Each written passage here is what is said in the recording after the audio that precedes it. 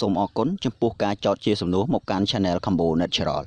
លោកអ្នកនាងប្រិយមិត្តអាចចោទជាសំណួរពាក់ព័ន្ធជាមួយនឹងវិបត្តិស្នេហាឬវិបត្តិផ្សេងៗមកកាន់ channel យើងខ្ញុំបានក្រុមការងារយើងខ្ញុំនឹងធ្វើការបកស្រាយឬក៏ផ្ដល់ជាគំនិតយោបល់ខ្លះៗទៅដល់អ្នកបាទជាធម្មតានៅពេលដែលយើងលួចស្រឡាញ់ទៅលើនារីណាម្នាក់ឬក៏នារីដែលលួចស្រឡាញ់ទៅលើបុរសណាម្នាក់តែងតែមានបំណងប្រាថ្នាមួយចង់ឲ្យគេនឹងដឹងអំពីចិត្តរបស់ខ្លួនថាខ្លួននឹងកំពុងតែលួចស្រឡាញ់ហើយក៏ចង់ឲ្យគេនឹងស្រឡាញ់នៅលើរូបយើងវិញដែរក៏ប៉ុន្តែវាមិនអាចទៅរួចបាន 100% នោះទេបើសិនជាអ្នកមិនដឹងអំពីគន្លឹះឬក៏មិនដឹងអំពីនីតិវិធីក្នុងការធ្វើឲ្យគេស្រឡាញ់យើងអញ្ចឹងនៅក្នុងវីដេអូហ្នឹងខ្ញុំនឹងចែករំលែកនៅគន្លឹះខ្លះដើម្បីបង្ហាញថាតើអ្នកគួរធ្វើដូចម្ដេចដើម្បីឲ្យគេចាប់អារម្មណ៍ឬក៏គេដឹងថាយើងកំពុងតែលួចស្រឡាញ់ហើយគេស្រឡាញ់យើងវិញអញ្ចឹងសូមតាមដានទាំងអស់គ្នាបាទចំណុចទី1ដែលអ្នកត្រូវតែអនុវត្តនោះគឺអ្នកត្រូវសិក្សាស្វែងយល់អំពីចំណង់ចំណូលចិត្តរបស់មនុស្សដែលអ្នកលួចស្រឡាញ់ហេតុអីបានជាអ្នកចាំបាច់ទៅសិក្សាអំពីចំណង់ចំណូលចិត្តនិងសេចក្តីត្រូវការរបស់គេបាទពីព្រោះណាការសិក្សាអំពីចំណង់ចំណូលចិត្តនិងសេចក្តីត្រូវការរបស់គេហ្នឹងធ្វើឲ្យអ្នកមានភាពងាយស្រួលនៅក្នុងការទៅរស់នៅជាមួយគេឬក៏ទៅនៅជិតគេកាលណាយើងមានឱកាសទៅនៅជិតគេយើងដឹងអំពីអត្តចរិតឬក៏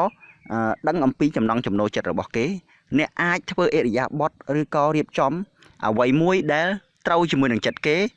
ឬក៏រៀបចំអ្វីដែលមិនប៉ះពាល់ដល់ផ្លូវចិត្តរបស់គេឧទាហរណ៍គេមិនចូលចិត្តនារីដែលស្លៀកសំពត់ខ្លីឬក៏សិចស៊ីពេក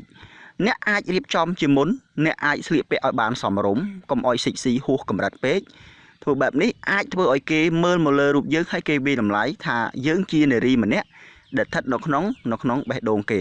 ហើយចំណែកបុរសដូចគ្នាណាគេចូលចិត្តបុរសដែលស្លៀកពាក់សាមញ្ញមិនចូលចិត្តបុរសដែលស្លៀកពាក់លយឆាយហឺហាពេកបាទ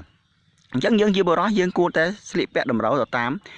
ចិត្តរបស់មនុស្សដែលយើងស្រឡាញ់ឧទាហរណ៍មួយទៀតបើសិនជាគេមិនចូលចិត្តញ៉ាំហឹរហើយយើងទៅកំងម្ហូបឲ្យគេញ៉ាំសិតតែម្ហូបហឹរគេមិនហ៊ានមាត់ទេបាទគេមិនហ៊ានមាត់ទេនៅពេលដែលយើងកំងបែបហ្នឹងជាញឹកញាប់នៅពេលដែលអ្នកណាត់ជួបគ្នាជាញឹកញាប់ឬក៏ជួបជុំគ្នាញ៉ាំជាញឹកញាប់តែងតែធ្វើម្ហូបហឹរឬក៏កំងម្ហូបហឹរអាចបណ្ដាលឲ្យគេថាយើងមានចំណង់ចំណូលចិត្តហ្នឹងមិនដូចគេទេអញ្ចឹងវាមិនអាចរស់នៅជាមួយគេបានបាទហើយបើសិនជាយើងធ្វើអីត្រូវចិត្តគេធ្វើអីត្រូវចិត្តគេនឹងវាតម្លៃមកលើរូបយើងថាយើងមានអិរិយាបថឬក៏ចំណង់ចំណូលចិត្តប្រហាក់ប្រហែលនឹងគេអញ្ចឹងគេអាចផ្ញើជីវិតមកលើរូបយើងបានចំពោះចំណុចទី2ដែលអ្នកត្រូវតែអនុវត្តនោះគឺការ take care អំពីគេមានន័យថាការយកចិត្តទុកដាក់ចំពោះគេនៅពេលដែលគេមានទុក្ខលំបាកឧទាហរណ៍នៅពេលដែលគេមានវិបត្តិផ្លូវចិត្តរឿងអីមួយឬក៏គេមានវិបត្តិពាក់ព័ន្ធជាមួយបញ្ហាសុខភាពបញ្ហាហិរញ្ញវត្ថុបញ្ហាគ្រួសារអ្នកត្រូវតែនៅចិត្តគេនៅពេលដែលគេមានបញ្ហាហើយជួយផ្ដល់ជាកម្លាំងចិត្តទៅដល់គេកាលណាធ្វើបែបនេះជាញឹកញយគេនឹងវាតម្លៃមកលើរូបយើងថា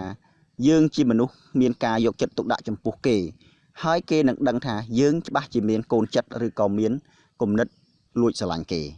ពេលនោះគេអាចពិចារណាអំពីទង្វើល្អរបស់យើងបានចំណុចទី3គឺជាចំណុចដែលមនុស្សគ្រប់រូបត្រូវតែមានអ្នកត្រូវតែរៀបចំខ្លួនឯងឲ្យខ្លាចខ្លួនទៅជាមនុស្សល្អបើយើងជាមនុស្សស្រី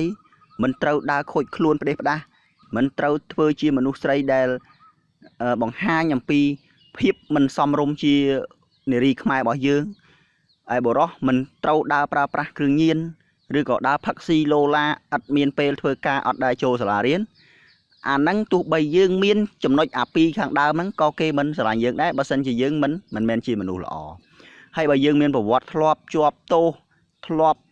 ទៅប្រព្រឹត្តអំពើអីផ្សេងគ្រឿងញៀនស្រីសារលបែងអីផ្ដេសផ្ដាស់ល្បីពេញប្រទេសពេញសហគមន៍របស់យើងរស់នៅហើយគេបានដឹងដែរទោះបីយើងមានអត្តចរិតលក្ខណៈ 100% ដូចគេក៏គេមិនស្រឡាញ់យើងដែរបាទអញ្ចឹងមាន3ចំណុចហ្នឹងគឺតម្រូវឲ្យអ្នកទាំងអស់គ្នាអនុវត្តឲ្យបានបាទហើយបើសិនជាបងប្អូនគិតថាការផ្ដល់យោបល់របស់ខ្ញុំវាមានលក្ខណៈត្រឹមត្រូវសូមអ្នកទាំងអស់គ្នាជួយ like ជួយ share ឬក៏ជួយ subscribe channel របស់ខ្ញុំផងបាទសូមអរគុណសូមជម្រាបលា